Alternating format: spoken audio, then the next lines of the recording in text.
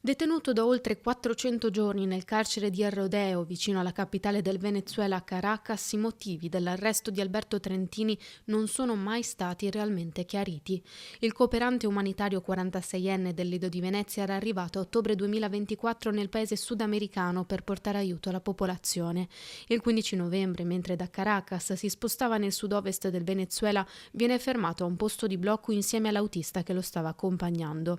I funzionari del servizio amministrativo per l'identificazione, la migrazione e gli stranieri non spiegano le ragioni del gesto, lo prelevano e da allora è detenuto nel penitenziario nello stato di Miranda, a circa 30 km dalla capitale, imprigionato molto probabilmente solo come ostaggio politico. Il caso scoppia a gennaio 2025 e la famiglia e la politica chiedono un'interrogazione parlamentare al governo per chiarire la situazione. Nel frattempo del cooperante si perdono le tracce, i contatti sono difficili, la madre, Armanda Colusso, chiede alla stampa di non smettere di parlare di suo figlio, fare pressione mediatica affinché venga liberato. Iniziano i presidi, a metà gennaio la prima fiaccolata, poi il digiuno a staffetta.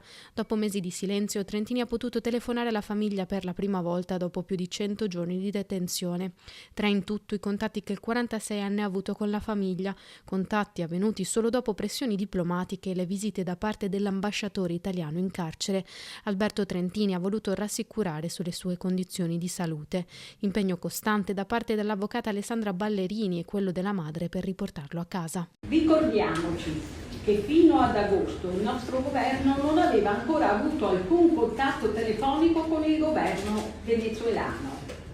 Fino ad agosto. E questo dimostra quanto poco si sono spesi per mio figlio. Critica alla famiglia e le associazioni che in questo tempo hanno denunciato la lentezza e la mancanza di trasparenza nella gestione del caso. Dal governo al ministro degli esteri Antonio Tajani, così come la premier Meloni, hanno riferito di essere sempre in contatto con le autorità competenti.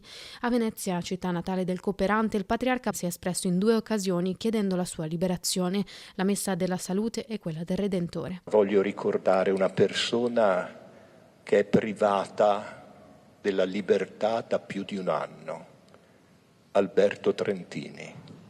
Unanime la vicinanza del mondo politico e culturale del paese alla famiglia Trentini. Le manifestazioni per chiedere la sua liberazione sono state svolte in tutta Italia. Poco prima di Natale il presidente Mattarella ha telefonato personalmente alla madre per esprimere solidarietà e vicinanza, evidenziando la preoccupazione dello Stato italiano.